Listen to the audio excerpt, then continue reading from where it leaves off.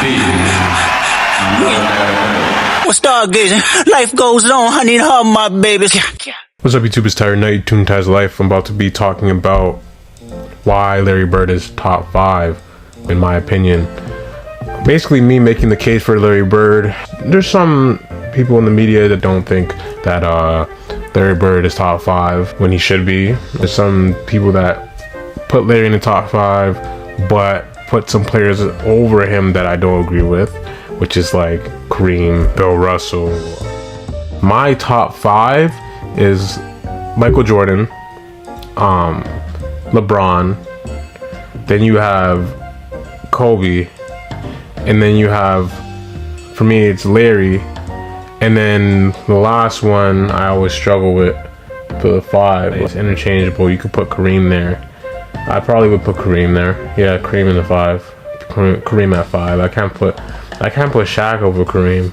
Like, you can, but I don't think I would. Let me know what you think. But yeah, I would say that sometimes when I was younger, I used to put Wilt up there, but it's like the amount of championships that Wilt won. I think he had like, what was it, 2, something like that.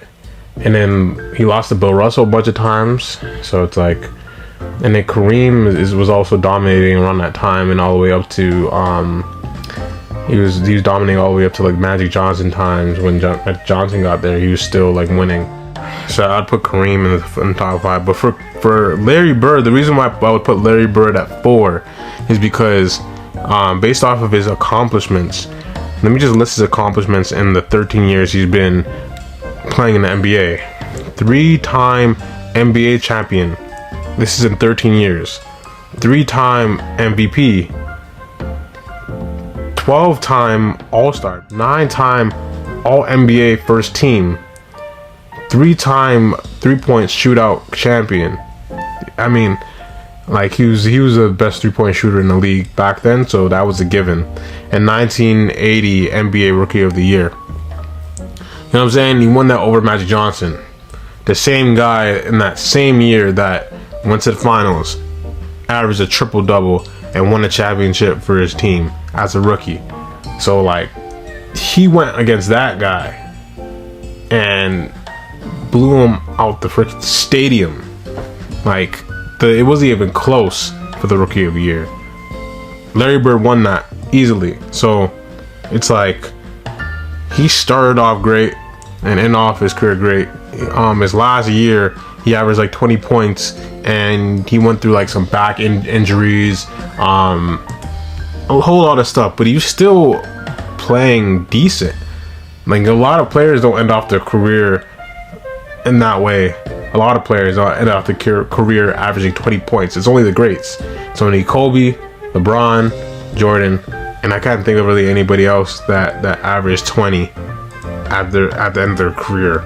Was still averaging over 20 points, no matter what. Like, all the back injuries, you're old, people call you washed, you're still averaging 20 points. LeBron's ridiculous. LeBron's still averaging the same amount of points he averaged in his prime, and rebounds and assists. Like, he's still playing and still generating the same type of stats. Like, that guy, that's why I put him up there. That's why I put him up at number 2. It's like Jordan, LeBron, and then I have Kobe, and then I have Larry.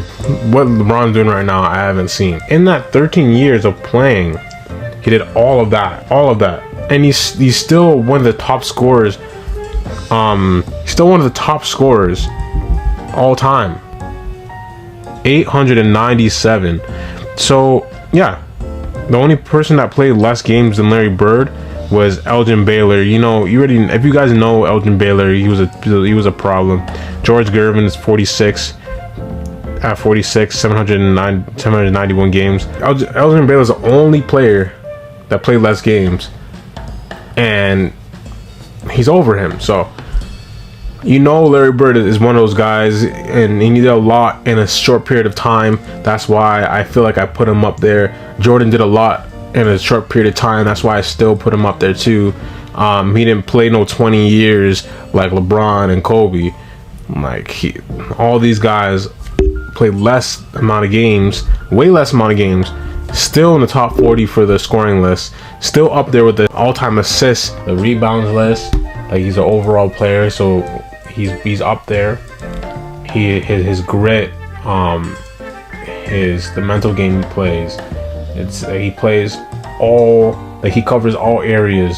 He's almost the perfect basketball player. He covers all areas: the mental game, the physical game, and he's probably one of the best teammates you could probably have, because like, they followed the way he played, the way he facilitated, the way he moved the ball. Everybody else on the team bought into that, and he was the system, as people would say in the comments from the last video or the video before that. He was the system. He was the Celtics system. So like, the way they passed the ball, the way they looked for cutters and facilitated and got you the ball right away, behind the back passes, no look passes. But they always knew a cutter was coming through, so they always threw it, and there was someone there. So they had everybody bought into that system of playing team basketball, and you just played the game the right way. And he was flashy. Like, I said, Luka is more flashy than Larry Bird. That's very debatable. But yeah, Larry Bird has his own way of playing. There's certain things that are flashy, and there's certain things that are just like, whatever the defense is giving him, whatever we have at the time, whatever his options are, he's gonna get it done, no matter what the circumstance. And when it gets to a point where it's like, nobody else would be able to get that shot off, nobody else would be able to get that pass off, Larry Bird's gonna get it done. That's why it looks crazy. That's why it looks flashy. But I don't think he's actually aiming to be flashy. That's just his game. Like, comment, subscribe, share. Let me know if you agree with me with the top 5. If you think Larry Bird is a GOAT, make the case for Larry Bird. If you think it's top 3, make the case for Larry Bird about that. But my top 5 is definitely Jordan, LeBron, Kobe, Larry, and then Kareem. Yeah, let me know in the comments. Like, comment, subscribe. Stay blessed, stay lit, and I'm out.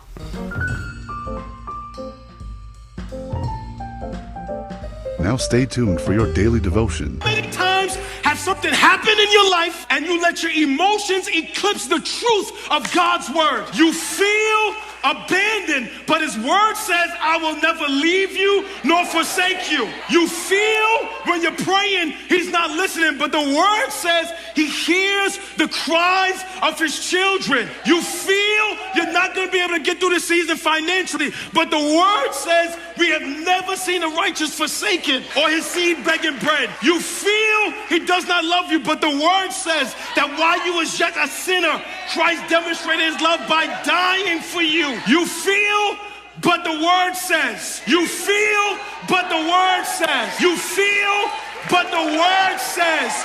You feel,